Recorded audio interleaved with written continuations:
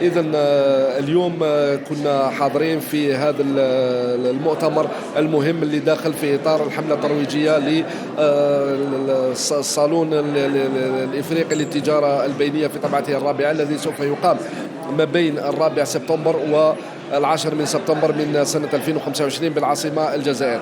هذا الصالون لازم تعرف باللي راهو عنده بعدين، بعد إقليمي وكذا بعد استراتيجي مهم جدا، وهذا ليس لشيء وإنما لتبادلات التجارية وتقويتها، إذ تأمل الجزائر أنها تروح إلى 44 مليار دولار، يعني كوم اكور كوم سيناتور في هذا الصالون هذا.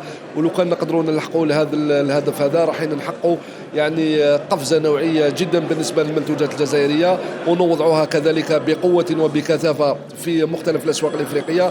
ولما لا ننطلق الى استثمارات خارج الجزائر والبلدان الافريقيه في الجزائر، هذا ما ينمي الاقتصاد الوطني.